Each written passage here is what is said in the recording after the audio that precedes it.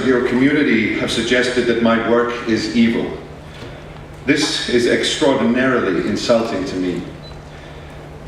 The news from Drake indicates to me that books and writers are very unreal to you people. I'm writing this letter to let you know how real I am. I want you to know too that my publisher and I have done absolutely nothing to exploit the disgusting news from Drake. We are not clapping each other on the back crowing about all the books we will sell because of the news. We have declined to go on television, have written no fiery letters to editorial pages, have granted no lengthy interviews. We are angered and sickened and saddened. And no copies of this letter have been sent to anybody else. You now hold the only copy in your hands. It is a strictly private letter from me to the people of Drake, who have done so much to damage my reputation in the eyes of their children and in the eyes of the world. Do you have the courage and ordinary decency to show this letter to the people, or will it too be consigned to the fires of your furnace? I gather from what I read in the papers and here on television that you imagine me and some other writers too as being sort of rat-like people who enjoy making money from poisoning the minds of young people. I am in fact a large, strong person, 51 years old, who did a lot of work on a farm as a boy, who is good with tools. I have raised 6 children, 3 my own and 3 adopted. They have all turned out well. 2 of them are farmers. I am a combat infantry veteran from the World War II and hold a Purple Heart. I have earned whatever I own by hard work. I have never been arrested or sued for anything. I am so much trusted with young people and by young people that I have served on the faculties of the University of Iowa, Harvard, and the City College of New York.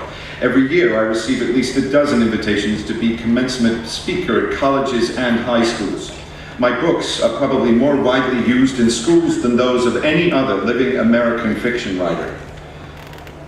If you were to bother to read my books, to behave as educated persons would, you would learn that they are not sexy and do not argue in favor of wildness of any kind. They beg that people be kinder and more responsible than they often are. It is true that some of the characters speak coarsely. That is because people speak coarsely in real life. Especially soldiers and hard-working men speak coarsely, and even our most sheltered children know that. And we all know that, too, that those words really don't damage children much. They didn't damage us when we were young. It was evil deeds and lying that hurt us.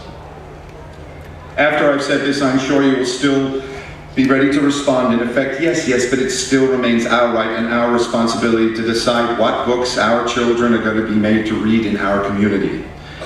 This is surely so. But it is also true that if you exercise that right and fulfill that responsibility in an ignorant, harsh, un-American manner, then people are entitled to call you a bad citizen and a fool. Even your own children are entitled to call you that.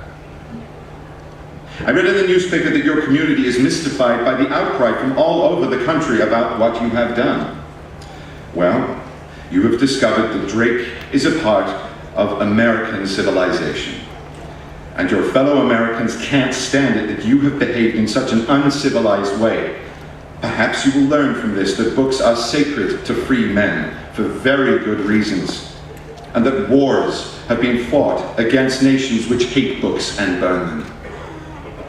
If you are an American, you must allow all ideas to circulate freely in your community, not merely your own. If you and your board are now determined to show that you in fact have wisdom and maturity when you exercise your powers over the education of your young, then you should acknowledge that it was a rotten lesson you taught young people in a free society when you denounced and then burned books you haven't even read. You should also resolve to expose your children to all sorts of opinions and information in order that they will be better equipped to make decisions and to survive. Again, You have insulted me, and I am a good citizen, and I am very real. Kurt Vonnegut.